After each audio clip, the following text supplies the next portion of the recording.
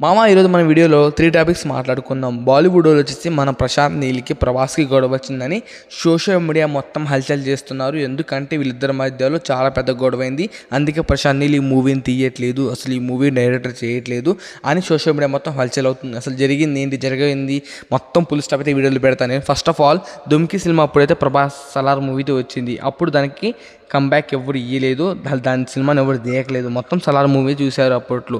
అందుకే వీళ్ళకి ఖాళీ సోషల్ మీడియా మొత్తం బాలీవుడ్ వాళ్ళు మొత్తం హల్చల్ చేస్తున్నారు. ఈ టాపిక్ని వీళ్ళిద్దరి మధ్య గొడవ వచ్చింది, ఈ మూవీని ఎవరు తీయకట్లేదు అని చెప్తున్నారు, బడ్జెట్ ప్రాబ్లం చెప్తున్నారు. నాకు ఒకటి చెప్పండి, అసలు ప్రశాంత్ నీల్ ప్రభాస్ని రాధేశ్యామ్ అండ్ ఆదిపురుష్ తర్వాత బ్లాక్ బస్టర్ ఇచ్చింది సలార్ మూవీ. అండ్ సలార్ 2 కోసం చాలామంది ఈగల్గా వెయిట్ చేస్తున్నారు, సౌరంగి అపారం అని. అలా చాలా కాన్సెప్ట్ అంటే అవెంజర్స్ మూవీలో ఎంత సస్పెన్స్ ఉంటుంది, అలాంటి సస్పెన్స్ అయితే ఈ సలార్ మూవీలో ఉంటుంది. అంత ఇంట్రెస్టింగ్ మూవీ అసలు ప్రభాస్ గారు ఎందుకు తీయరు చెప్పండి, నాకు అర్థం కావట్లేదు. అండ్ ఇంకో మ్యాటర్ ఏంటంటే సలార్ మూవీకి బడ్జెట్ సరిపోలేదు.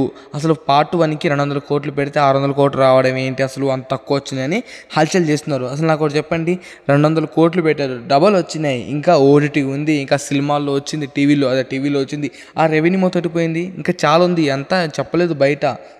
శాటిలైట్ చేస్తే మొత్తం బయటకు తెలిసింది. ఇంకోటి ఏంటంటే సలార్ 2కి వచ్చేసి 500 కోట్లు సింపుల్గా అయితే 600 కోట్లు కలెక్ట్ చేస్తే మూవీకి కలెక్షన్స్ రావని చెప్తున్నారు. ఎందుకు రావు అప్పట్లో అంటే ఆ మూవీ ఎవరికి దేకలేదు. కానీ పార్ట్ 2 ఇప్పుడు అవెంజర్స్ చూసినప్పుడు అవెంజర్స్ 1 ఎవరికి అర్థం కాలేదు, ఇన్ఫినిటీ వార్ చూసినప్పుడు అర్థమైందిగా సేమ్ ఇలాంటి మూవీ, అది కూడా బాహుబలి లాంటి సేమ్ ఇలాంటిదే, కానీ స్టోరీ అలాగే ఉండబోతుంది. అంటే ఫస్ట్ హాఫ్ ఎవరికి సగం సస్పెన్స్ ఉంది, సెకండ్ హాఫ్లో మొత్తం క్లారిఫై అయ్యిద్ది.